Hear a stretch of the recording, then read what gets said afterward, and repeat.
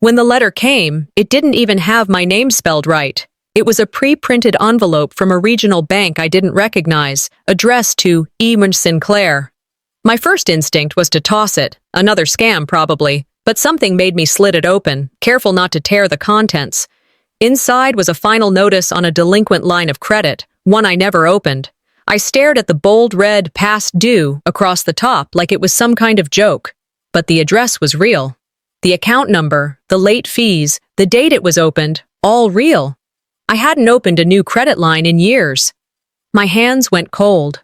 I stood there in the kitchen, the morning sun leaking through the cheap blinds, casting lines across the tile. I reread the letter 3 times before I even thought to grab my phone. It wasn't until the customer service rep confirmed my full name, address, and social security number that I felt my stomach truly sink. "Yes," the woman said through the line. "The account was opened 2 years ago. You co-signed with Isolde Marlowe. Does that name sound familiar?" "Sound familiar? That's my mother?" There was a long pause. I didn't say a word, and neither did she. I could hear the soft clack of her keyboard. She was probably looking at my frozen silence and checking for signs of identity theft. "Would you like to initiate a fraud report?" she finally asked, her tone shifting to something more official. I wanted to say yes. Instead, I said, "No. I know who did it. I just didn't realize they'd use me like this." We ended the call, and I sat down at my kitchen table, staring at the walls like they might offer an answer. That account had been opened while I was still helping them pay off their mortgage. I remembered that conversation so vividly now, Mom saying, "Just in case we need a backup line of credit, it might be easier with your name. You've got better standing than your father." I thought it was just hypothetical. I never signed anything. I never even saw a contract. That night, I didn't sleep well. Not because I was scared, but because I was tired. Tired of being useful, but invisible. Tired of being a line item in someone else's plan. A few days later, I had a regular checkup at my clinic, just blood work, nothing urgent. But as the receptionist tapped on her keyboard, she frowned. "Your plan's flagged. Are you aware there was a recent usage under your name for urgent care in April?" "No," I said flatly. "I wasn't sick in April." "Well, someone used your insurance for a prescription fill. I'll need to verify if it was authorized." I left the clinic without even seeing the nurse. I called my mom from the parking lot. "Oh, that?" she laughed. "It was just a few antibiotics for your dad. His coverage was being weird, and we didn't want to delay. You weren't even using your plan." She said it like it was logical. Like my insurance was a community towel and they just needed to wipe up a little mess. "It's not the money," I told her quietly. "It's that you never asked." "Oh, honey," she said, her voice dipping into that patronizing softness I knew too well. "We raised you. That's more than money." I hung up. Later that evening, after pacing around my apartment for an hour, I sat on the couch and opened Instagram. Seraphine had just posted a new photo, her standing in front of the family house, smiling wide with our parents on either side. Caption: "So thankful for the foundation my parents gave me. They taught me what responsibility really looks like." Responsibility? I stared at that picture. That house. That smile. I was the one who transferred $12,200 every month like clockwork for nearly a year to keep the house afloat after Dad lost his contract job. I covered the electric, the gas, and half the damn mortgage for a home I no longer lived in. But Seraphine got the post. She got the praise. She got the credit. I opened my laptop, pulled up Excel, and created a new spreadsheet. I labeled the columns: date, amount, purpose. At the top, I wrote in bold, "Contributions, not acknowledged." If no one was going to validate my effort, I'd document it myself. Over the next few weeks, I started quietly collecting everything. Screenshots of bank transfers, emails about overdue bills I covered, texts asking for help. Just this once. I backed up everything in a cloud folder. Then I opened a manila envelope that had been sitting on my shelf for months. I'd ignored it when it arrived because it looked like one of those generic yearly tax updates. But this time, I opened it. Inside was a mortgage summary. My name wasn't listed anywhere, but the history of payments matched nearly dollar for dollar with my own transfer records. And that's when I realized this wasn't carelessness. It was a system. The barbecue was already in full swing by the time I pulled up to my cousin Alan's house. Kids ran barefoot across the lawn, plastic cups bobbed in the kiddie pool, and that familiar scent of overcooked ribs clung to the air. I balanced a tray of homemade potato salad on one arm and waved awkwardly with the other as I made my way through the backyard gate. "Hey, Elowen," someone called from a lawn chair, barely looking up. I nodded, offering a faint smile, then scanned the yard. Seraphine was dead center in the crowd, holding court, as always. Her voice, light and lilting, carried across the yard as she recounted a story about negotiating a client contract. Everyone around her laughed like it was an SNL monologue. No one noticed me slipping the tray onto the buffet table. No one asked how I was. No one thanked me. These family get-togethers always felt more like local elections than reunions.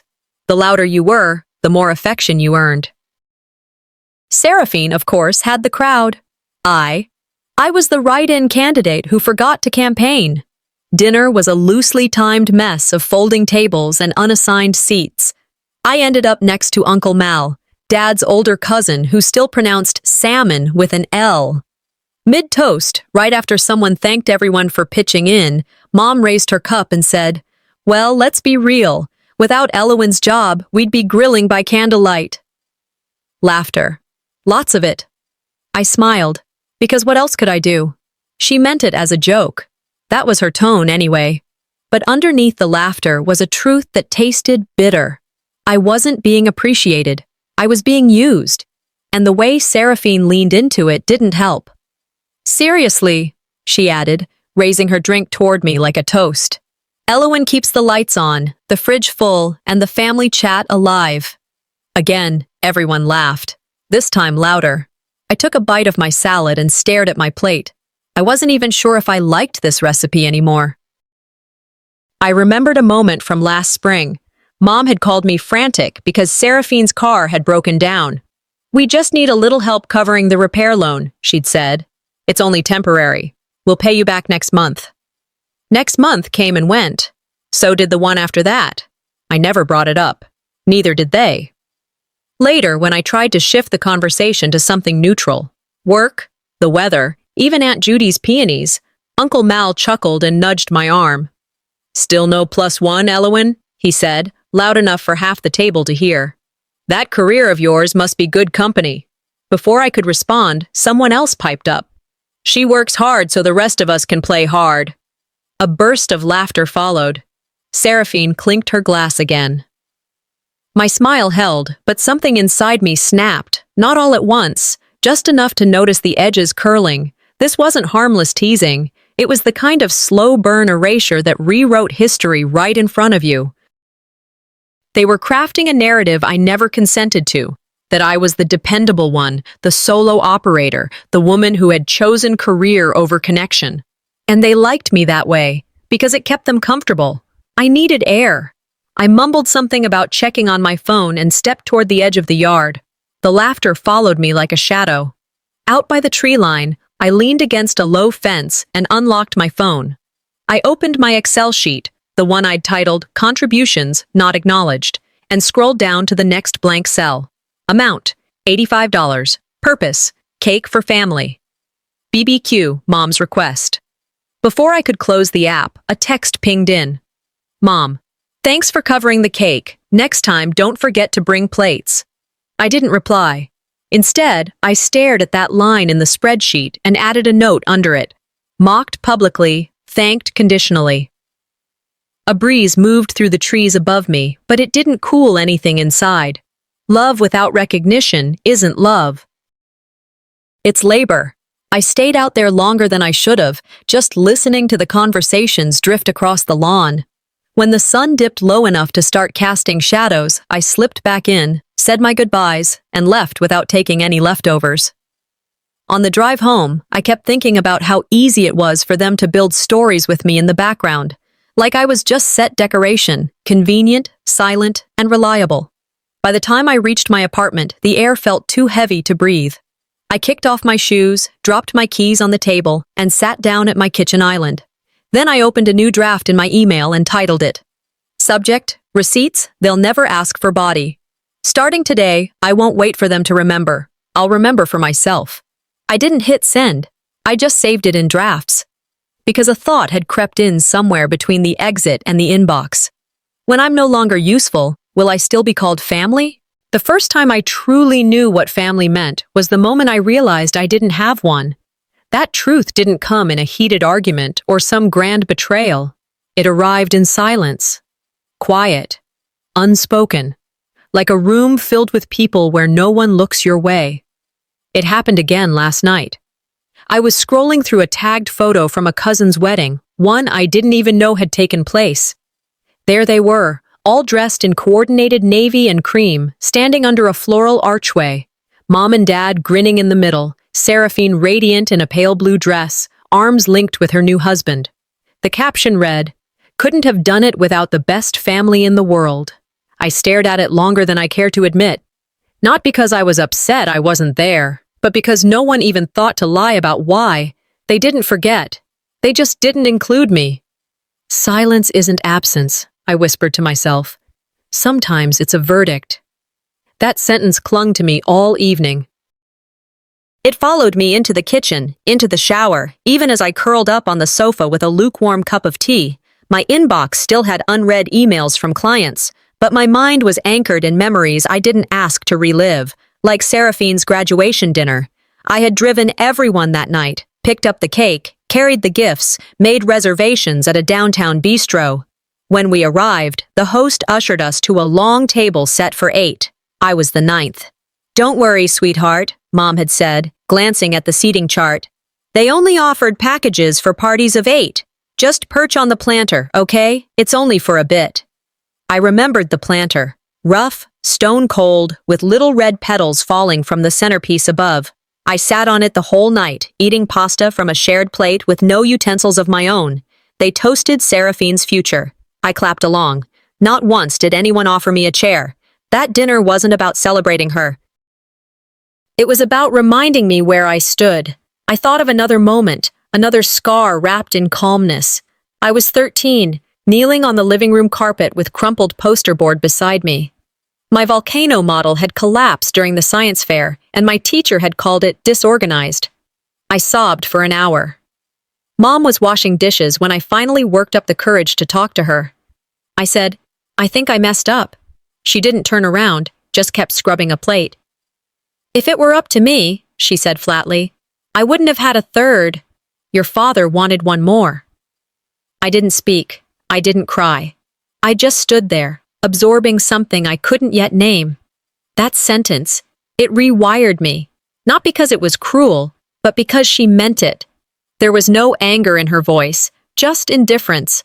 Since then, I learned to celebrate alone, comfort myself, and adjust expectations like blinds during a heat wave, enough to keep from burning. Another memory pushed forward. Thanksgiving. And the one before everything cracked. We were all at the house, eating too much and pretending to enjoy each other. Seraphine was laughing with Mom and Dad about the family group chat. "Oh my God," she said. "Remember when Elowen replied all with just a thumbs up emoji? We thought she was mad at us." They laughed. Loudly. I pulled out my phone then and opened the family group thread. I wasn't in it. I'd been removed weeks ago. No warning. No explanation. Just erased. Quietly. I didn't say a word. I simply stood up, walked to the kitchen, and started doing dishes. "Wow, Elowen, always so helpful," Dad had said. His voice was teasing. I smiled and scrubbed harder. It wasn't just being invisible. It was realizing they liked it that way. Tonight, I sat alone in my apartment, lights dimmed low. The hum of the fridge and the occasional creak from the hallway were the only sounds. I opened a box tucked in the back of my closet, the one where I'd kept little keepsakes, old cards, certificates, photos. There it was, a printout from that graduation dinner. Someone had sent it to me later as a joke. In the picture, the table stretched long, candles flickering, laughter frozen in pixels. 8 chairs, 8 faces. And me, slightly behind the frame, cropped out, barely visible. I pulled out a red marker and circled the empty corner where I had sat on the planter. Then I taped the photo to my fridge. On top of it, a yellow sticky note. You were always more than what they offered you.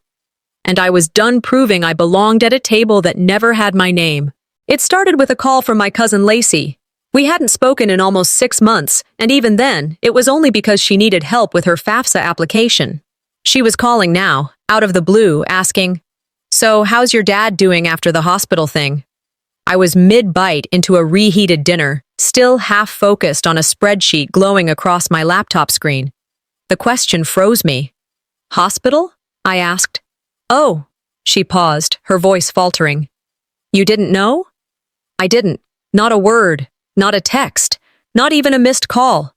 After I hung up, I sat there, barely blinking, rereading a half-finished invoice on my screen while the truth played catch-up in my head. I reached for my phone and called my mother. It rang twice before she answered, her voice light like we'd just spoken yesterday. "Oh, sweetheart, everything's fine. He just had a little scare. No big deal. Honestly, we didn't want to worry you. You were busy." That phrase, "You were busy." It had become their Swiss Army knife of dismissal, flexible enough to cover any wrongdoing, sharp enough to draw invisible blood. I didn't argue. I just ended the call with a quiet, "Okay," and spent the rest of the night tossing between sleep and disbelief. The next morning, I drove straight to St. Mary's Hospital. I wasn't looking for confrontation. I wanted clarity. At the front desk, I asked if my father had been admitted recently. The nurse tapped a few keys, looked at me over her glasses, and said, "He was discharged 4 days ago." 4. I walked out without another word. Outside, the sun was too bright for the weight I carried. I sat in my car, engine off, and stared at the steering wheel like it might offer answers. Later that afternoon, I drove to my parents' house. The driveway was empty except for Seraphine's Lexus. Of course, she was there. Inside, Dad was on the couch, flipping through a home improvement magazine. Seraphine was curled up nearby, scrolling on her phone. Mom came out of the kitchen, wiping her hands on a towel.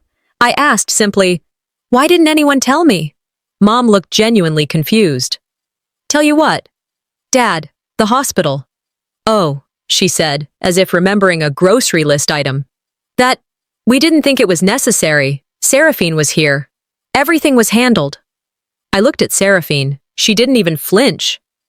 "Being replaced is one thing," I said quietly. "Being erased is another." Mom waved a hand like she was swatting away a fly. "You always make things more dramatic than they are." I didn't respond. I just moved to the kitchen for water, and that's when I saw it, a stack of paperwork on the counter. Legal-size manila folder, familiar font, property tax documents. I flipped it open while no one was watching. Seraphine's name was listed as co-owner. I felt a chill, not the kind that comes from fear, but from confirmation. I had helped refinance that house 3 years ago. My credit, my signature, my money. Now, like magic, my name had vanished. Later, when I brought it up, Mom brushed it off with an airy tone. "We had to simplify things. It got too messy. You wouldn't understand. Try me. It's just legal language. Besides, Seraphine's been more involved lately. You're always working." There it was again. Working. As if that word canceled out my right to belong. I sat down across from them, looked them both in the eye, and said, "If you don't want me involved, stop asking for my help, not my money, not my name." Mom raised an eyebrow. "You'll come around. You always do." But not this time. I left before finishing my tea. I didn't hug anyone. I didn't say goodbye. The drive home felt shorter than usual, like distance was collapsing under the weight of my clarity. Back at my apartment, I booted up my laptop and opened the file I had previously labeled Monthly Support. I renamed it Proof of Exploitation. Then I started organizing PDFs, screenshots, copies of bank transfers. I uploaded everything to a cloud drive, created backup folders, and encrypted the archive. They thought I'd never leave. I was already gone. I didn't knock. I didn't text in advance. I just walked straight through the front door, carrying a thick folder under my arm and an intention I hadn't felt in years. Resolve. The living room looked like a showroom. New curtains, the scent of lemon furniture polish, candles flickering just enough to suggest effort. I could hear voices from the dining room, women laughing, glasses clinking. As I stepped in, I caught Seraphine mid-sentence, waving her hand as if she were entertaining royalty. "Oh, there she is," she said, glancing at me with a smile that didn't reach her eyes. "Just in time for dessert." I didn't return the smile. The table was filled with her friends from the yoga studio, all in pastel and pearls. A framed certificate stood propped up on the buffet behind her.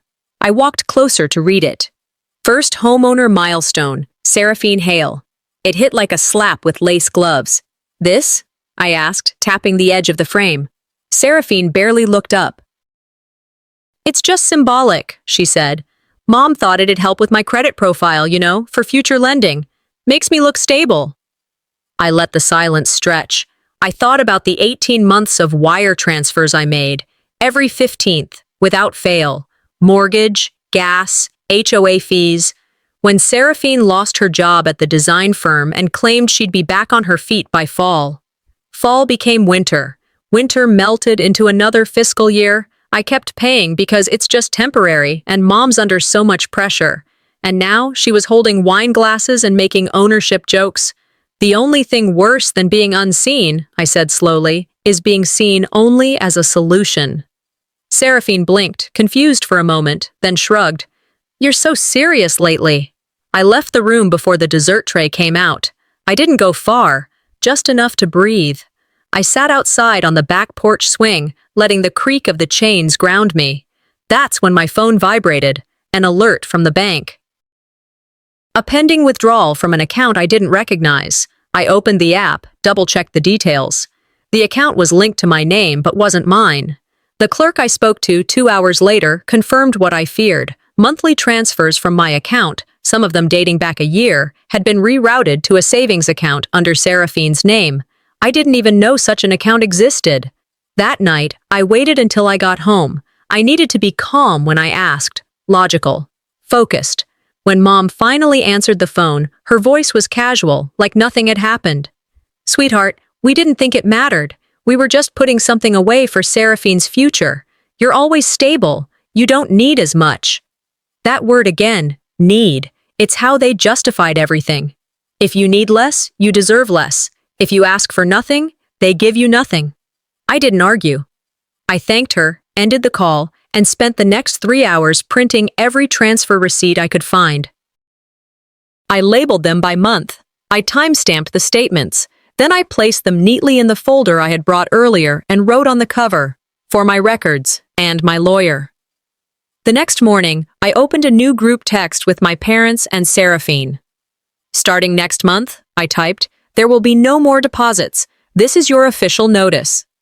The read receipts came quickly. Seraphine replied first with a thumbs down emoji. Then Dad. "Don't be impulsive. We're family." I didn't wait long before replying. Family doesn't cash you out and call it love. I powered down my phone. I didn't need to see what came next. That evening, I filed a freeze on my credit. I opened a new bank account under my legal name with no secondary access. I updated every password in my vault and deleted every autofill that had shared next to it. I packed my paper records into a fireproof box, locked it, and tucked it deep inside my closet. They'd spent years crossing my lines. I just drew one in concrete. I took a half day from work and told my manager I had errands. Technically, I did. I wasn't running from something. I was walking straight toward it. The Chatham County Records Office smelled like dust and decisions. I'd been here once before, years ago. During the mortgage application, my parents insisted we co-sign for convenience. But today, I wasn't there to sign. I was there to see what they'd already done. The clerk behind the glass was polite, distracted, and uninterested in small talk. "I need to review the property records for 842 Montgomery Avenue," I said. "It's family-owned." She nodded, pulled up the file, then asked me to wait. 10 minutes passed. Then she handed me a manila folder and said, "You can use that desk." I took it to the back corner, opened it, and started flipping through pages. There it was. My name, listed as co-owner from the initial refinancing. Just like I remembered. Dated, stamped, notarized. But something else caught my eye. Another filing, dated 2 years later. A quitclaim deed. From me. To Seraphine. My signature was there. The letters were smooth, confident. But I never signed that paper. I leaned back in the chair, exhaling slowly. Not in shock, just in a slow, sinking clarity. I could hear my mother's voice echoing in my memory. It's just paperwork. Nothing's changing. We trust each other. They were right. Nothing changed. Except the truth. I took photos of every document, front and back. I emailed them to myself from the office printer and forwarded the files to a private folder I'd started the week prior. As I left, the clerk didn't even look up. The air outside felt warmer than it should have. I walked to my car and sat for a moment before checking my phone. A new LinkedIn message blinked at the top of the screen. From Megan Harlow, a college friend I hadn't spoken to since graduation. Hey, just wanted to check. Did everything get sorted out with that laptop loan? I never heard if you paid off the balance. Hope things are good. My stomach dropped. I didn't owe any laptop loan. Not to her, not to anyone I could recall. I replied, "What laptop loan?" She responded in seconds. "You emailed me 2 years ago, said you were helping your sister with school stuff. Asked me to co-sign a $900 microloan with you. I still have the emails. You said you'd pay it off in 6 months. I knew instantly. I never sent that email." 10 minutes later, I was in my inbox, scrolling through old messages. One chain, sent from my address to Megan, was forwarded to another Gmail account, one I didn't recognize, but when I Googled it, the alias linked back to an Etsy account under Seraphine's name. I called Mom. She answered cheerfully. "Hey, sweetie. Everything okay? Did you know Seraphine pretended to be me?" Silence. "She borrowed money in my name. She used my email." Another pause. "We were in a tough spot," Mom said finally. "You'd have helped anyway." I didn't say another word. I ended the call. Tough spot. That was the justification. Not apology, not regret. Just a convenient rewrite of reality where I was expected to remain compliant. That night, I didn't cry. I made coffee instead. Too late in the day, but I needed it. I opened my laptop and pulled up every folder I'd created. Mortgage fraud, credit manipulation, digital identity abuse. Then I made a new one, for my attorney. I added everything, the photos from the records office, screenshots of the fake loan emails, the LinkedIn messages, the email alias lookup. I color-coded each file and added metadata tags for easier sorting. They planned in whispers. I'd reply in documents. By midnight, I had backed everything up on 3 separate cloud drives. I encrypted the folders, saved recovery keys, and printed hard copies for storage. The next morning, I booked an appointment at the legal aid clinic near downtown. I didn't tell anyone. I didn't need to. Before closing my laptop, I sent one text to Mom. "I know what you signed. I know what you forged. We'll talk again, but not alone. They stole my name. Now they'll remember it." The email came at 7:14 p.m. on a Tuesday. Its subject line read, "Let's not let paperwork divide love." I stared at it longer than I should have, the words blurring into static. It was from my mother. The message was lengthy, filled with sentimental lines that didn't sound like her, sprinkled with phrases like, "We're family, not enemies," and "Let's come together like we used to." The final paragraph invited me to a family dinner that Thursday. Nothing formal, she wrote, just food, conversation, and healing. I reread the email twice, then once more with my lawyer's voice in the back of my head reminding me, anyone who brings a smile to the table might also bring a pen to sign something with. Still, I went, not because I believed her, because I needed to see how far they were willing to go. When I walked into the house that evening, it smelled like lemon cleaner and baked ham. The lighting was dim, candles flickering a little too perfectly. Seraphine was already there, in a cream blouse and a pearl necklace, holding a glass of red like she was at a fundraising gala. "You made it," Mom said, stepping forward to hug me. I let her arms hover around me before pulling away gently. "We're just waiting on you," Seraphine chirped, and I noticed the folded linen napkins, the crystal glasses, none of it accidental. Dinner was rehearsed, toasts to resilience, nods to communication, and then, just after the second round of coffee, Dad slid a thin envelope across the table. Mom smiled like it was a gift. I opened it slowly. Inside was a document titled, Clarification of Financial Interest Agreement. A polite way of saying, sign this so you never claim the house. Sign this so your support was just generosity. Sign this so we win. I looked up, heart steady. "You invited me here to celebrate peace," I said, but came armed with paperwork. There was a flicker across Mom's face. Guilt? No. Just annoyance that I caught on too fast. "We thought this might make things easier," Seraphine said, "just for clarity." "Clarity?" I repeated. "This isn't clarity. It's a cover-up." I excused myself to the bathroom. I needed air, or at least a wall to lean on. As I passed the hallway, I heard Seraphine's voice from the kitchen, hushed but clear. "Just get her to sign it. We'll fix it later." I didn't move, didn't breathe. My phone was already in hand. One tap. Record. Back at the table, I sat down and placed the paper in the center again. "Who wrote this document?" I asked. Calm. "Who benefits?" Mom leaned forward. "It's for clarity, Elowen. You never really wanted to live here anyway." Seraphine sighed. "Stop making this harder than it needs to be." I folded the paper carefully, placed it back in the envelope, and stood up. "If you wanted to keep the house, you should have kept the truth." I walked out. I didn't slam the door. I didn't say goodbye. I didn't even turn back when Mom called my name.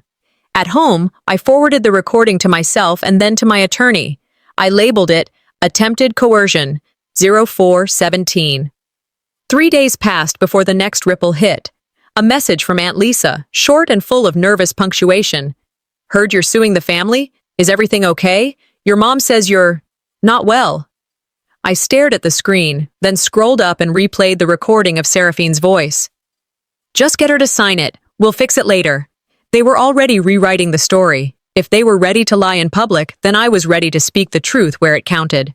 They set the table like it was Thanksgiving. Cloth napkins, wine poured early, roast chicken resting center stage like some peace offering with rosemary sprigs. It was Sunday evening, and for the first time in weeks, I stepped into the house I helped pay for without a knot in my chest, but not because things felt right, because I knew what I came here to do. Mom greeted me with a kiss on the cheek, unusually warm. "So glad you're here, sweetheart," she said. "It's just dinner. Let's keep things light." Seraphine appeared from the hallway like a pageant finalist, dressed in navy and gloss, holding 2 glasses of wine. "For us," she said, handing me one. "To family. Starting over. No more bitterness." I didn't toast. I didn't sip. I placed the glass on a coaster and sat down. We made it through half the meal, chicken, mashed potatoes, roasted vegetables, before the shift began. It started with a joke. Always does. "Remember that summer when Elowen went to overnight camp and came back insisting she was a vegetarian?" Mom laughed. "You stuck it out for what, 2 days?" Seraphine giggled. "She only ate carrots and peanut butter." I smiled tightly. "We were 12. Then came the toast. "To moving forward," Seraphine said, lifting her glass again, "and leaving the past where it belongs." I nodded once. Except when the past is still actively costing me money. The room stilled. Mom set her fork down slowly. "Elowen, this isn't the time." "Then when is the time?" I asked. "You want to talk about healing. That starts with truth." Seraphine exhaled like I was exhausting. "Can't we just enjoy one night without turning it into a courtroom?" "You're right," I said. I reached down, unzipped my bag, and pulled out a slim folder. "Let's make it official." I placed it in front of them, 3 copies, neatly clipped. "What's this?" Mom asked, not reaching for it. "Everything," I said. The mortgage refinance records, the quitclaim deed with the forged signature, my bank statements, the title transfer history, all of it. including the notarized confirmation from last week. She didn't move. You said this was your house, I continued. Legally, it's ours, and you violated state law. Seraphine leaned forward, smirking. You wouldn't dare. I looked at her. Already did. This was filed 3 days ago. Dad, who had remained quiet the whole evening, pushed his chair back and left the room. Ungrateful little parasite, Mom snapped. Her voice trembled, not with fear, but rage. Cheap trash, get out of our house. There it was. The truth, unfiltered. Ugly, final. I didn't flinch. I didn't yell. I reached back into my bag and pulled out a red envelope. I placed it next to the folder. For legal counsel, tampering fraud. Seraphine stood. You're bluffing. I met her stare. You think I spent the last 6 months collecting emotional souvenirs? No. I was building a case. Mom stood now, voice breaking. We took care of you your whole life. You're doing this over what? Some paperwork? No, I said. I'm doing this because you've spent my whole life pretending I didn't exist until you needed my credit, my money, my name. I stood and collected the extra copies. This house may still have your name on the mailbox, but the truth just changed the locks. I walked out. No dramatic exit, no door slam, just the low click of a latch behind me. On the porch, the evening air felt cooler than usual. I took a deep breath and pulled out my phone. Text to attorney. They got the papers. Expect them to call. Let them. They had finally heard me. The next step was making sure the world did too. The first image hit me on a Wednesday morning, just before my second cup of coffee. I was scrolling Facebook while waiting for a call back from my attorney when I saw it, tagged under a family album posted by my cousin's wife. There they all were. Aunts, uncles, second cousins I hadn't seen since Seraphine's fake graduation brunch. All lined up in front of the porch of my house. A banner stretched across the columns read, Family First, Sunday Cookout. Seraphine stood at the center, holding a lemonade pitcher like some southern hostess from a magazine. My parents on either side beaming. The caption, Another perfect Sunday at the family home. Love always finds a way. Love always finds a way? Interesting. Love apparently also finds a way to delete the person who paid the property tax for 2 years. My name wasn't mentioned, not even a passing tag. They celebrated the roof I paid for, I whispered, but erased the one who kept it standing. I didn't cry. I didn't even get angry. I saved the album, each photo downloaded in high resolution. I created a new folder on my desktop. Evidence, public manipulation. I called my father. He picked up on the third ring. Hey, kiddo. There was a party? A pause. Oh, yeah, just something casual. Last minute. You had 37 people there. It was catered, he sighed. You wouldn't have enjoyed it, Elowen. Everyone's still tense. I said nothing. Look, you've made things complicated. Sometimes it's better not to stir the pot. I ended the call. That afternoon, between emails and work meetings, I remembered another cookout, Seraphine's graduation celebration. I spent 2 weeks planning it. I made color-coded spreadsheets for food, set up folding chairs in our backyard, even used my bonus check to cover the catering when Mom said, We're short this month, but she deserves a good send-off. Later, Seraphine told people I was too controlling, that I took over everything, that it wasn't really about her. Now they laughed without me. 8 ribs on the deck I helped fund, toasted under string lights I ordered and installed. That evening, I did something I'd never done before. I opened the hidden camera footage.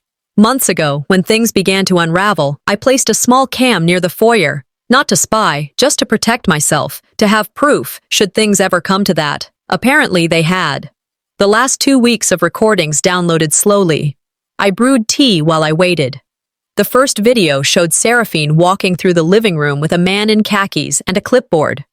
She's emotional, Mom's voice said from off-screen. She won't actually file anything. The man nodded. As long as it's vacant before inspection, we're good. Then Seraphine chimed in. It's just a matter of timing. Once she cracks, it's ours. The tea in my hand went cold. My fingers didn't tremble. My heart didn't race. I just stared at the screen and hit replay. Then I emailed the file to my attorney. The fallout wasn't loud, not yet, but inside, something unhooked. Not from them, but from the version of myself who used to flinch at being forgotten. I'd tried so long to earn a seat at the table, to be included, to stay silent for the sake of unity. No more. I deleted the family group thread from my phone. Then I removed contacts, one by one. Mom, Dad, Seraphine, the cousins who smiled at my face and ignored me in public. I posted one line on my social media. Home isn't where you're born, it's where you're respected. Within the hour, I received a message from Marcy, my cousin who was at the cookout. If I'd known you weren't invited, I wouldn't have gone. I'm so sorry. I didn't respond, not because I didn't believe her, but because I didn't need to be the one explaining why absence hurts worse when it's choreographed. Later that night, my phone buzzed with a message from my lawyer. We'll proceed. This video changes everything. I renamed the file on my laptop, the day they undid themselves. They made sure I wasn't part of the story, so I rewrote the ending. The message came from the legal aid clinic at 8:03 a.m., just as I was finishing my second cup of coffee. The paralegal's voice was quiet, almost hesitant. Someone called anonymously this morning, she said. Your parents are scheduled for a notary appointment at 10. It's to finalize the title transfer. I didn't ask who the caller was. I didn't need to. By 8:30, I had printed out everything, every signed mortgage agreement, refinance record, email trail. Each page had a paperclip and a highlight. I labeled the folder Active Fraud, Exhibit A, and slid it into my work tote. There's a difference between keeping peace and keeping people silent, I muttered aloud as I locked the door behind me. The notary office was housed in a small building off Habersham Street, tucked behind a coffee shop and a dentist's office. I arrived 10 minutes early and gave my name. I'm a legal co-owner of the property in question, I told the receptionist. I have documents that prove misrepresentation is about to occur. She blinked twice, but nodded. You can wait in room 2. I sat at the rectangular conference table, facing the door. At 9:59, the door opened. My mother walked in first, followed by Seraphine. Their expressions slid from surprise to discomfort as they saw me seated, hands folded, folder neatly stacked in front of me. Hello, I said evenly. What are you doing here? Seraphine asked, setting her purse down too hard. I thought we were finalizing paperwork today, I replied. I came to make sure the paperwork was accurate. The notary entered, greeted us, and began to speak. I calmly opened the folder and slid the original documents toward her. This is the last signed mortgage, I said. Note the name, mine. This is the quitclaim deed. I never signed that. And this is a legal objection, filed yesterday. The notary frowned, scanning the documents. She flipped through each page with care, then looked at Seraphine and Mom. I'll have to pause this session, she said, tone neutral but firm. This requires legal review. Seraphine's voice cracked like thin ice. She's making this harder than it has to be. I turned to her. You didn't expect me to fight. That was your first mistake. They left in silence. On the way home, the memory of another moment surfaced, uninvited. Sophomore year of college. Seraphine had applied for a statewide grant, one I had flagged for her after overhearing her say she'd probably get it anyway. She didn't have time to write the essay. I did it for her. Proofread it, restructured it, punched up the ending. When the announcement came, Mom cried. Our independent star, she'd said, clutching the acceptance letter like a trophy. They never mentioned me. Now, today, standing outside the notary's office, Seraphine had the nerve to say, I've always handled my own success. I didn't flinch. I just smiled. Funny how you always show up for the rewards, I said. Never the work. That afternoon, the news moved fast, family fast. Uncle Glenn messaged me, begging to keep this out of the public, for everyone's sake. I didn't answer. My attorney filed a formal motion to block the transfer. A notice was sent. The property under review. I wasn't trying to ruin them. I was trying to stop being ruined. Later that night, my inbox pinged. A notification from the Savannah Real Estate Board. Subject: 842 Montgomery Avenue. Review pending. This is what accountability sounds like, I whispered, closing the screen.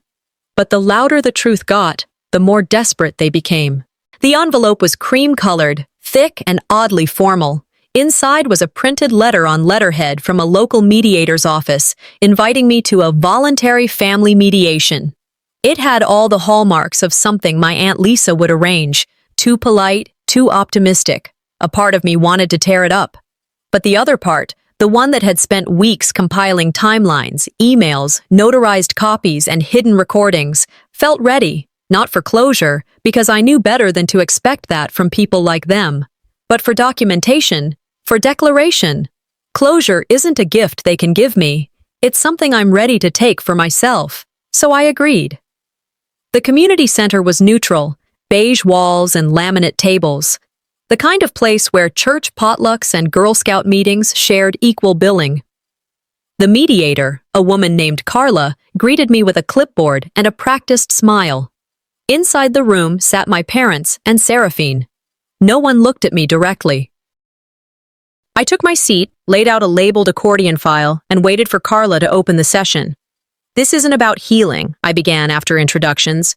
It's about clarity. I didn't raise my voice. I didn't accuse. I simply walked through the documents one by one. The forged signature on the deed transfer, the recorded phone conversation about just getting me to sign it, the bank statements rerouting my money to an account in Seraphine's name, the photos of the property being marketed without my consent, the spreadsheet documenting every financial contribution I'd made to keep the roof over their heads.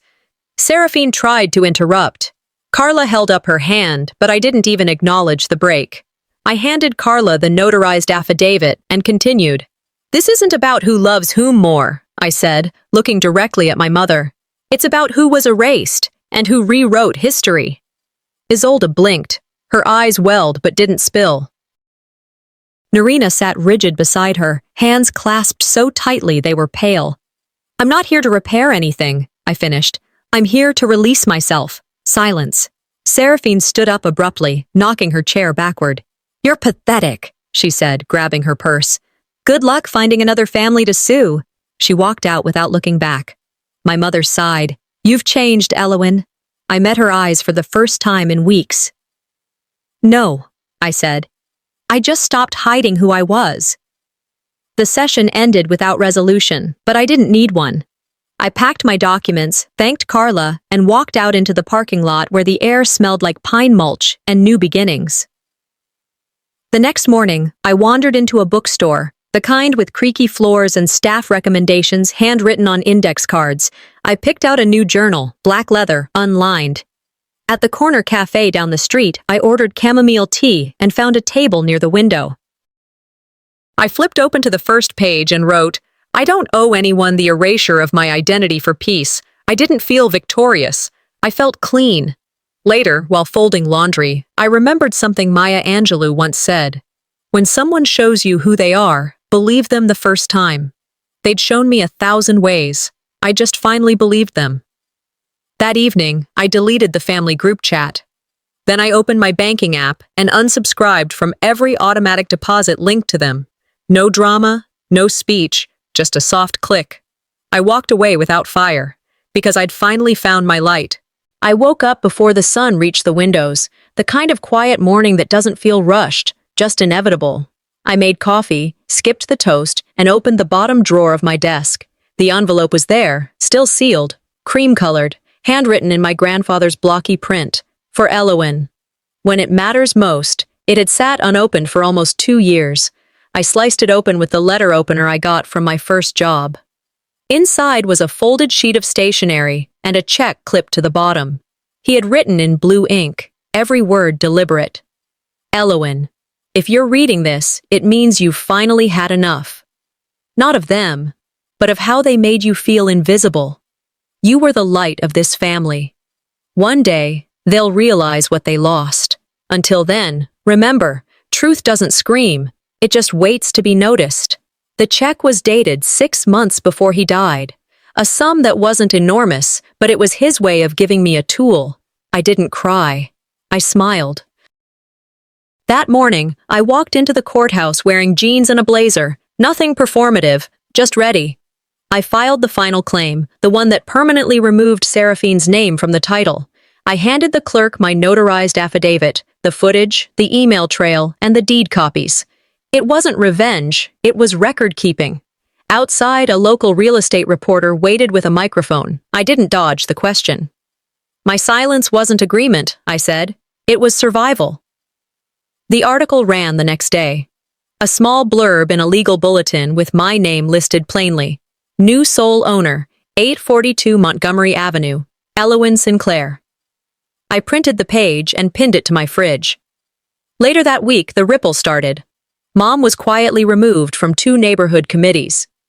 Conflict of credibility, the emails said. Seraphine lost a skincare sponsorship when someone forwarded the video clip. Dad stayed quiet. He hadn't returned my messages since the mediation. A cousin texted, "You were right. I should have said something sooner. I'm sorry." I didn't reply. I didn't need to. Instead, I took the check Grandpa left and split it. Half went into savings, the other half to a women's shelter on Whitaker Street, the kind of place that helps people who forget they're allowed to say no. Then I started a blog, not with my name, not for followers, just a corner of the internet called Money with Boundaries. I wrote posts about financial gaslighting, about reclaiming your credit, about how guilt isn't currency. My first entry ended with a line I'd written months earlier, but never dared say out loud until now. You don't owe anyone your silence just because they share your blood. I shut the laptop, poured myself a glass of wine, and sat on the porch. No calls came. No threats. No pleas for another chance. Just the quiet. The kind that isn't empty. The kind that finally lets you breathe. And if they ask what happened to the girl they thought they controlled, tell them she finally wrote her own ending.